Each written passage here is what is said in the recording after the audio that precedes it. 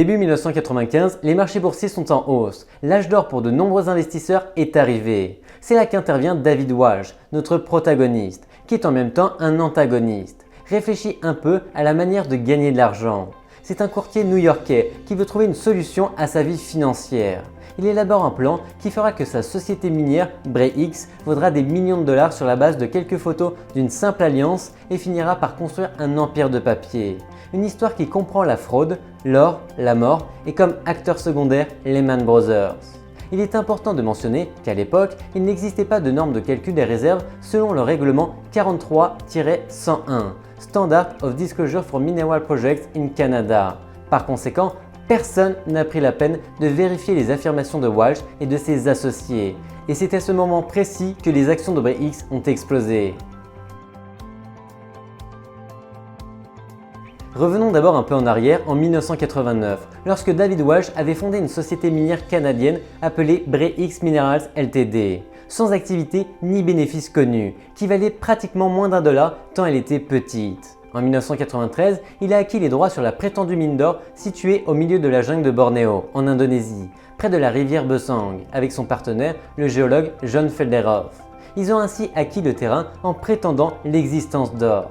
Leur affirmation était fondée sur les échantillons obtenus par Michael de Guzman, également géologue et chercheur d'or. La question est de savoir comment ont-ils fait.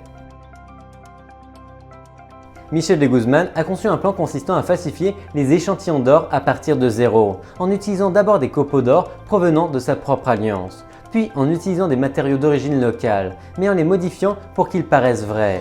C'est ainsi que Guzman a certifié le gisement de Busang, affirmant l'existence de réserves d'or pouvant atteindre 6500 tonnes, soit le plus grand gisement d'or jamais enregistré dans le monde. Bien que d'autres géologues et experts aient douté de leurs échantillons, car les formes n'étaient pas naturelles et les échantillons étaient trop petits, ils ont tout de même convaincu de nombreuses entreprises de la véracité de leurs échantillons. L'astuce était qu'elles ne pouvaient pas être vérifiées, puisque les roches étaient toujours pulvérisées et non fendues en deux comme on le fait habituellement pour que d'autres vérifient la découverte. En outre, pour impressionner le monde, BreX construit son propre site web pour présenter ses incroyables graphiques boursiers, montrant comment la société prenait de la valeur, y compris un graphique des ressources aurifères luxuriantes estimées de la mine, ce qui attirerait l'attention de tout investisseur de haut niveau et d'autres sociétés.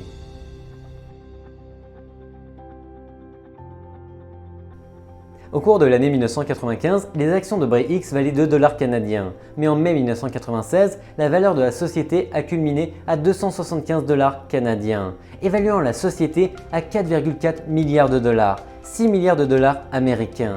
Et c'est ce qui donne tout son sens à une fraude étonnante, qui a donné des résultats de plusieurs milliards de dollars. En conséquence, plusieurs des plus grandes sociétés minières du monde ont fait des offres de rachat, y compris le gouvernement indonésien lui-même.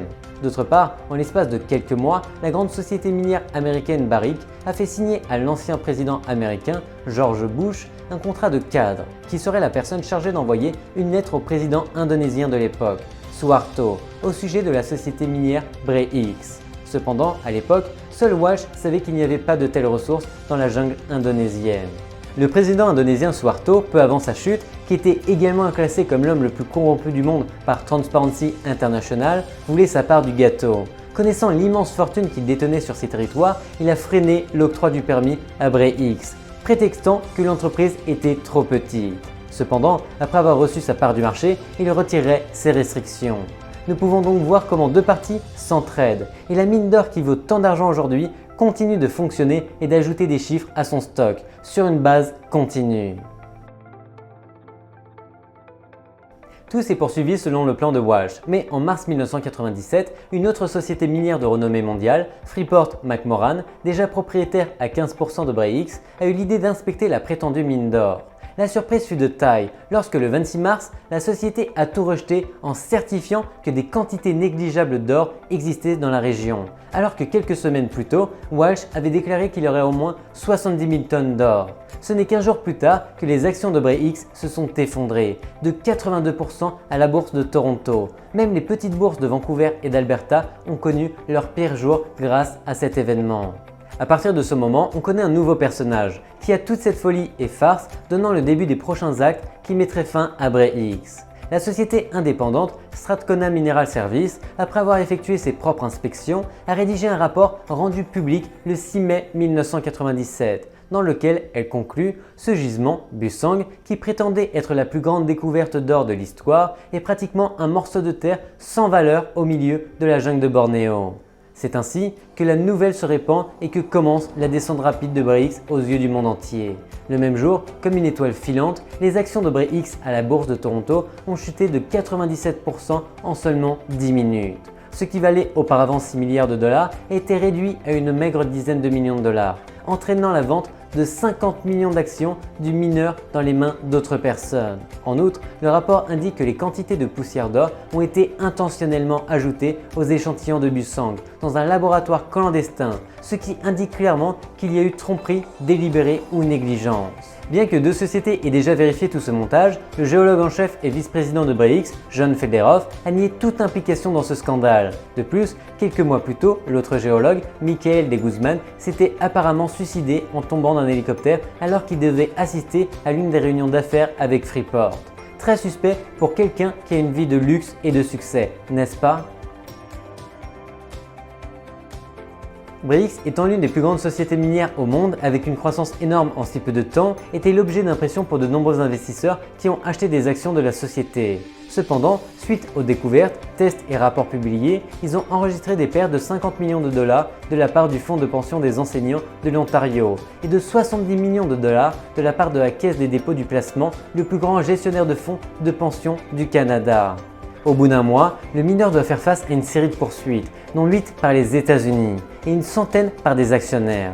Au cours du mois de juillet, le Wall Street Journal lui-même a publié un rapport indiquant que ces poursuites concernaient notamment JP Morgan et Lehman Brothers, qui avaient recommandé l'achat de BREX. Sans or, il n'y avait pas grand-chose à faire et en 1997, BREX a déposé son bilan. Acculé par les poursuites judiciaires et la vue d'une centaine de personnes cherchant à lui soutirer de l'argent, Walsh s'enfuit aux Bahamas et meurt le 5 juin 1998 des suites d'une crise cardiaque.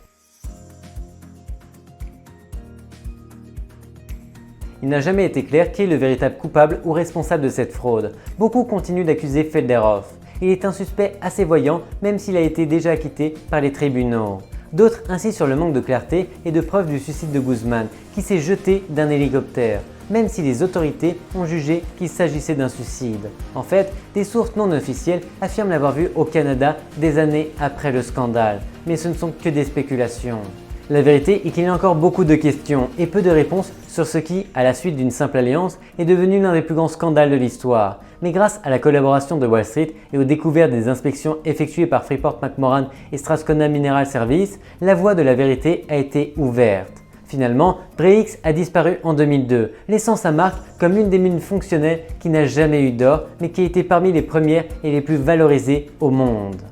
Si vous aimez ce genre de scandale, faites-le moi savoir en aimant cette vidéo ou en commentant ci-dessous. De même, si vous voulez voir des scandales particuliers traités, faites-le moi savoir dans les commentaires. Merci de m'avoir regardé, abonnez-vous à cette page et à bientôt sur cette même chaîne.